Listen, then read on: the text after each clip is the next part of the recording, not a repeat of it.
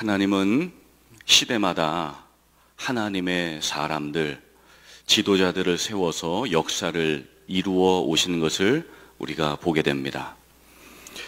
예를 들어 국가를 위한 지도자로 대통령들을 세우셨고, 군대의 지휘관들을 세워서 군대들을 인도해 가셨습니다. 교회에는 목회자가 있고 평신도 리더십이 있지요. 가정에는 부모가 지도자이고 친구들 사이에도 지도자 역할을 하는 친구들이 존재합니다. 지도자의 어깨는 무겁지요. 책임이 있는 자리이기 때문에 그렇습니다. 예전에 어린이들 장래 희망이 뭐냐 이렇게 설문조사를 하면은 장래 희망은 대통령입니다 그랬는데, 요새는 장래 희망이 건물주가 되는 것입니다. 여러분 별로 웃질 않으시는데 건물주 아이들에게는 진지한 기도 제목입니다. 대통령 임기 후에 그렇게 감옥을 많이 가기 때문에 그렇다. 애들이 다 아는 거죠. 오스왈드 샌더스 목사님이 있습니다. 챔버스가 계시고 샌더스가 계신데, 샌더스 목사님은 영적 리더십 분야의 전문가이십니다. 리더의 고뇌가 무엇인지, 리더의 아픔이 무엇인지 그의 책 영적 지도력에서 이러한 내용을 설명하셨는데, 제가 잠깐 인용하겠습니다. 참된 지도자는 그 자신의 안락과 특권보다도 다른 사람의 복지를 우선적으로 생각해야 한다. 그리고 자신들의 문제와 어려움과 걱정으로 가득 찬 자기 밑에 있는 자들에게 연민과 관심을 나타내야 한다. 그러나 그것은 마음을 약하게 하는 것이 아니라 견고하게 하고 기운을 북돋아주는 연민이다 그랬습니다. 연민이란 단어는 남을 불쌍히 여기는 마음이라는 뜻입니다. 자, 그런데 지도자라고 해서, 지도자도 사람인데 타인에게 계속 연민만을 가지고 사는 것이 쉬운 일일까요? 자본주의 무한 경쟁 시스템 사회 속에서 살아가고 있지요. 먹고 사는 일이 점점 어려워지고 있습니다. 마치 동물들처럼 먹이사슬의 위협과 생존 서바이벌에 사는 것이 우리의 삶이지 않습니까? 이번 특세 안수기도 제목을 많이들 주셨는데, 제가 받았던 가장 많은 기도 제목 중에 첫 번째는 경제적인 문제 해결이었습니다. 성도들을 생각하면 너무 마음이 애잔해지는 것이지요. 그래서 기도할 때마다 자꾸 환상이 보이는데 돈뭉치가 보입니다. 이 돈뭉치를 주일에 교회에 오는 성도들한테 좀 나눠주고 싶다.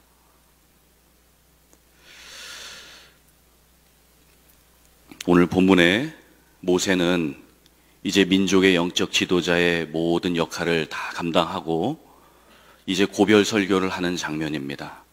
지난 날을 회상해 보니 이스라엘 민족을 먹여 살려야 됐지요. 영적 지도자로서 해야 할 일들이 너무나 많았습니다. 얼마나 고달팠던지, 얼마나 그 어깨가 무겁고 고민 많고 상처가 많았던지, 지도자 노릇 더는 못하겠다 하나님 앞에 울부짖었습니다. 하나님께 차라리 내 목숨 걷어달라고, 죽고 싶다고 기도한 적도 있었지 않습니까? 이스라엘 국민들은 모세의 마음을 알 리가 없지요. 하나님께 계시를 받겠다고 산에 올라간 모세가 내려오지 않자 기다리지 못하고 금송아지를 만들어서 우상숭배를 해버렸습니다. 산에서 내려온 모세, 십계명 두 돌판을 가지고 있었는데 너무 화가 나서 그것을 땅에 던지고 깨부셔버렸습니다. 우리도 인생의 노릇을 때로는 던져버리고 싶을 때가 있지 않습니까? 부모 노릇, 자녀 노릇, 목회자 노릇, 성도 노릇, 사장 노릇, 종업원 노릇, 노동자 노릇, 학생 노릇, 백수 노릇. 그런데 영적인 지도자라면 이런 의미를 볼 때 우리는 모두가 다 영적인 지도자인데, 그리고 우리는 주님을 믿는 그리스도인인데 마땅히 나 중심이 아니라 너 중심으로 살라고 주님이 말씀하시는데, 그것이 과연 가능한 일이겠는가 생각해 보게 됩니다.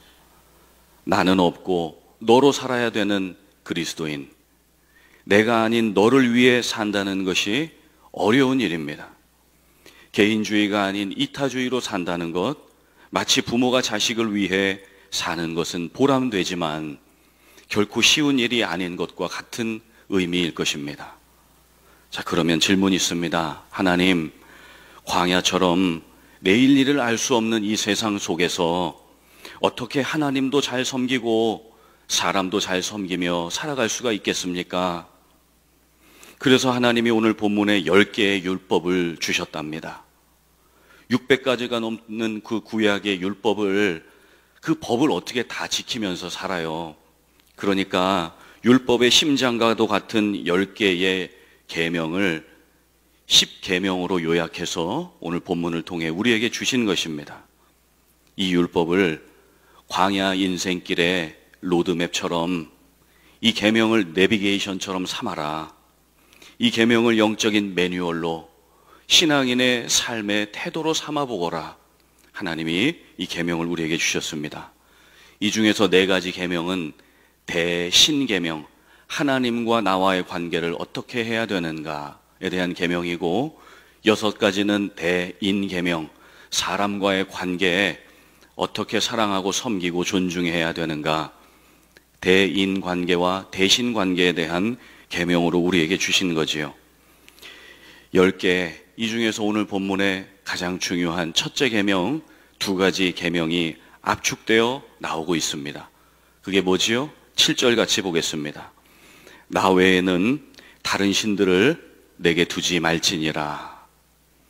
왜 하나님만 섬기라고 말씀하시는 거지요?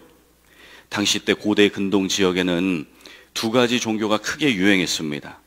다신론과 범신론인데, 다신론은 잘 아시겠지만 여러 신들이 다 똑같은 신이다. 구원의 길이 어차피 다 하나로 연결된다. 이것이 다신론입니다. 범신론은 자연세계 모든 만물이 다 하나님이다. 자, 이 말을 곰곰이 생각해 보면 다 하나님이라는 것은 하나님이 없다는 얘기와 같지 않겠습니까? 그런데 결국 이스라엘 백성들, 나중에 가나안 땅 들어가서도, 지금은 모압 평지에 있지만 가나안 땅 들어가서도 어떻게 됐지요? 이 범신론 때문에, 이 다신론 때문에 우상 숭배하고 여호와 유일신을 버리고 다 타락하고 멸망하게 됐습니다. 하나님은 미리서부터 사람의 연약함을 아셨기 때문에 이 범신론과 다신론을 주의하라고, 그리하여 하나님의 10가지 계명, 그 중에서도 여호와 하나님만을 섬기는 것에 대해서 계속해서 집중하라 말씀하신 겁니다. 그래서 하나님이 가장 중요한 계명, 나 외에, 주 외에 다른 것들을 곁에 두지 말거라. 어느 정도로? 심지어 눈에 보이는 모든 시야에서 우상들을 다 제거하거라 말씀하셨습니다. 8절과 9절, 주님의 절절한 심정이 묻어납니다. 너는 자기를 위하여 새긴 우상을 만들지 말고, 위로 하늘에 있는 것도, 아래로 땅에 있는 것도, 땅 밑 물속에 있는 것도 어떤 형상도 만들지 말라 하십니다. 9절, 그것들에게 절도 하지 말고 그것들 섬기지도 말라, 쳐다보지도 말라는 거지요. 여러분 아시는 어느 나라에는 10만 개가 넘는 신사가 있습니다. 그 귀신들을 모시는 그 신사에 2,000개, 3,000개에 달하는 신의 종류들이 있답니다. 심지어 발가락 신도 존재한다고 하는데, 발가락 신은 어떤 의미인지는 모르겠습니다. 그것을 섬기면 무좀을 퇴치해 준다, 뭐 이런 건지 모르겠지만 별신이 다 있습니다. 주님의 첫째 계명은 이것이지요. 우상을 숭배하면 3, 4대를 멸하게 하시겠다. 여러분, 3, 4대를 멸한다는 것은 그 가문과 그 나라의 씨를 다 말려버리시겠다는 것입니다. 우상 숭배하면 아예 다 그냥 존재 자체를 지워버리시겠다는 거지요. 일본의 강진으로 200명이 넘는 사망자가 나왔습니다. 오해하지 않을 것은, 모든 재난이 하나님의 뜻은 아니지만 국가적으로 또 얼마 전에 세계적으로 팬데믹이 생겨지고 열방의 재난과 지진과 전쟁과 가난과 가뭄과 그러한 어려움들이 계속된다는 것은 성경의 기록과 같이 주님 오심이 가까워 온다는 주님의 그 뜻이 분명히 보여지는 것 아니겠습니까? 우리는 시한부 종말론자가 되면 안 됩니다. 그러나 성경의 말씀처럼 늘 깨어서 등불을 켜고 신랑 예수를 기다리는 신부의 영성이 우리에게 필요한 시대를 살아가고 있습니다. 신부는 신랑만 기다리지요. 하나님은 다른 신랑 만나는 거 영적 간음이다. 영적 불륜이다. 다른 것에 마음 뺏기지 말거라. 다른 것들에게 절하지 말거라. 다른 것들 섬기지 말거라. 주님의 절절한 애원이 느껴지지 않습니까? 왜 주님만 섬기라고 하시지요? 너의 하나님은 질투하는 하나님인즉 하나님이 질투하신답니다. 왜 질투하세요? 사랑하니까 질투하십니다. 사랑하는 사람이 다른 사람 쳐다만 봐도 기분 나쁜 것 아니겠습니까? 얼마 전에 우리 목회자들 특세 끝나고 식사하러 갔습니다. 제 앞에 있는 목사님이 팬케이크 맛있다고 그러면서 저한테 이만큼 잘라서 주셨어요. 그리고 제 옆에 있는 목사님에게도 이만큼 잘라서 주셨습니다. 그런데 문제가 생겼습니다. 저한테는 팬케이크만 줬는데 제 옆에 있는 목사님한테는 팬케이크 위에 딸기를 얹어줬습니다. 그래서 제가 바로 그랬습니다. 왜 나는 딸기 안 주지? 그랬더니 팬케이크 자른 목사님이 알았어 그러면서 딸기를 이렇게 주면서 한 목사님 왜 이렇게 셈이 많어? 제가 생각해 봤습니다. 셈이 많은 게 아니고 셈이 많을 수 있네요. 먹을 거에 예민한 거지요. 여러분 세상에서 제일 치사한 게 뭐지요? 먹을 거 혼자만 먹는 거잖아요. 먹을 거에 예민한 사람입니다. 식사를 다 마치고 우리 목사님들 즐겁게 교회로 돌아왔습니다. 그런데 한 목사님이 앞에서 서 있다가 어디들 갔다 오시냐고, 우리 식사하고 왔다고. 그랬더니 펄썩 주저앉으면서 나도 먹고 싶었는데 섭섭해. 섭섭하대요. 여러분 목사님들도 딸기 때문에 삐질 수 있고 혼자 밥 먹으러 가면 섭섭할 수도 있습니다. 왜 섭섭해요? 왜 딸기 안 주면 마음이 어려워지죠? 나도 받고 싶으니까, 사랑받고 싶고, 사랑하니까 샘나고 질투가 일어나고, 사랑하니까 같이 먹고 싶고, 사랑하니까 같이 웃고 싶고, 사랑하니까 때론 질투도 나고, 사랑하니까 나 외에 다른 신 섬기지 말거라. 하나님도 질투하신답니다. 질투의 원어 칸나라고 하는 단어는 시기심으로 불을 태우다, 격렬하게 분노한다, 치밀어 오르는 감정을 뜻한답니다. 질투는 그래서 모든 것을 태우는 불과 같다고 말씀합니다. 그런데 사람의 질투는 감정적인 반면에 하나님의 질투는 의지적입니다. 하나님이 감정 컨트롤을 못하시는 분이 아니기 때문에 그렇지요. 하나님은 감정대로 행하시는 분이 아니시기 때문에 사람의 질투와는 거리가 있는 것입니다. 하나님의 질투는 역설적인 사랑의 표현이지요. 하나님은 당신의 백성들을 너무 사랑하시기 때문에 다른 우상들을 섬기고 또다시 광야 40년 뺑뺑이 돌까봐, 또다시 다른 우상들을 섬기고 망하는 꼴 보게 될까봐 다시는 우상 섬기지 말거라. 그런 사랑의 표현으로 자식 망하지 않기를 원하는 부모의 심정으로 주님이 절절하게 말씀하고 계신 겁니다. 하나님이요, 사람을 당신의 형상대로 만드셨지요. 영광스러운 존재로 만드셨습니다. 우리는 하나님의 영광스러움을 드러내는 존재들입니다. 하나님은 이 영광스러운 존재들을 우상들에게 빼앗기고 싶어 하지 않으세요. 카일 아이들먼 목사님은 현대사회의 영적 우상들이 이러이러한 것들이 있다고 몇 가지 진단을 하셨는데요. 그의 책에 보면 현대사회는 음식의 신이 있다. 여기에 제가 많이 찔렸습니다. 섹스의 신이 있다. 오락의 신, 성공의 신, 돈의 신, 성공의 신, 로맨스의 신, 가족의 신, 나라고 하는 신. 이런 영적인 신들의 전쟁터가 우리의 마음이라고 합니다. 마음이 우상의 신전이 되기도 하고 마음이 성령을 모신 성전이 되기도 한답니다. 그래서 바울은 선과 악이 공존하는 내 마음이 전쟁터다. 오호라 나는 곤고한 자로다. 그렇게 고백하지 않았습니까? 그러나 일이 어찌 됐든지 간에 세상이 어땠든지 간에 우리는 진리를 붙잡아야 됩니다. 그 진리가 무엇이지요? 나는 여호와 외에 다른 신을 섬기도록 지음받지 않았다. 나는 하나님이 지은 영광스러운 존재다. 하나님은 이 영광스러운 존재들이 악한 존재에게 빼앗기는 것을 질투하세요. 하나님이 우리를 사랑하시기 때문에 그렇지요. 하나님을 사랑하는 자, 곧 그의 뜻대로 부르심을 입은 모든 자들에게 합력하여 선을 이루게 도와주고 싶어 하시는 그 아비의 마음이 있기 때문에, 그렇게 우리를 사랑하시기 때문에 하나님은 우리 마음 안에 당신의 사랑과 영광을 넣어주셨습니다.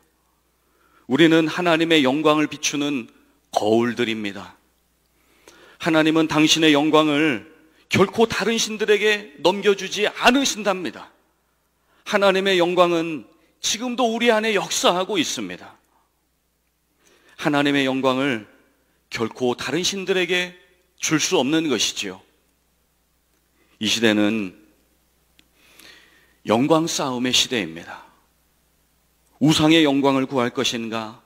주님의 영광을 구할 것인가? 나의 영광을 구할 것인가? 주님의 영광을 구할 것인가? 광야에 외치는 자의 소리, 세례 요한의 고백처럼 나는 쇠하여야 하겠고 예수만 흥하여야 합니다. 모든 영광 주님만 받으십시오. 아멘. 하나님이 약속하셨지요. 다른 우상 섬기면 3, 4대의 종족을 멸하겠다. 그러나 주만을 섬기는 가정은 1000대까지 은혜를 베풀리라. 그 하나님의 헤세드, 변함없는 언약적 사랑, 언약적 그 은혜가 영원히 존재한다고 말씀합니다. 그런 의미에서 하나님의 질투는 무엇이지요? 언약하신 그 사랑, 그 잡은 손 끝까지 놓지 않겠다는 주님의 사랑의 고백입니다. 하나님의 질투는 하나님께 돌려져야 할 영광을 다른 것에게 옮겨지지 않게 하시려는 주님의 의지입니다. 하나님의 질투는 당신의 자녀들을 죄로부터 거룩하게 지키시겠다는 아버지의 사랑입니다. 예수님의 십자가는 세상을 향한 하나님의 질투였습니다. 그 십자가에 불붙는 공의로 세상을 심판하셨지요. 십자가의 불같은 사랑으로 우리를 구원하셨습니다. 이제부터라도 우리는 하나님을 질투나게 하지 말아야 되겠습니다. 하나님을 소외시키지 말아야 되겠습니다. 하나님을 외롭게 만들지 말아야 되겠습니다. 저부터 회개합니다. 그동안 목회하면서 주님을 소외시킨 목회를 했는지, 주님과 함께하는 주님만 섬기는 목회를 했는지 돌아보게 됩니다.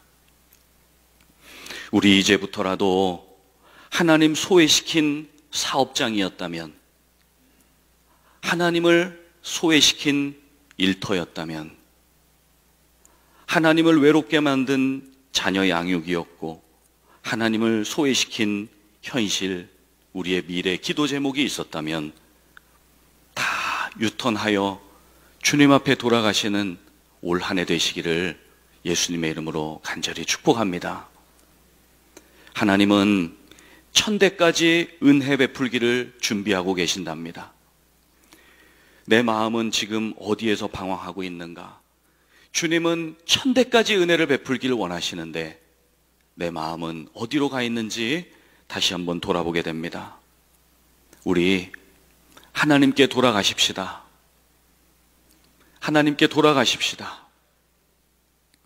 만일 우리가 우리의 죄를 자백하면 주님은 미쁘시고 신실하고 의로우사 우리의 모든 죄를 사하시며 우리를 모든 불의에서 깨끗게 하시는 하나님이신 줄 믿습니다.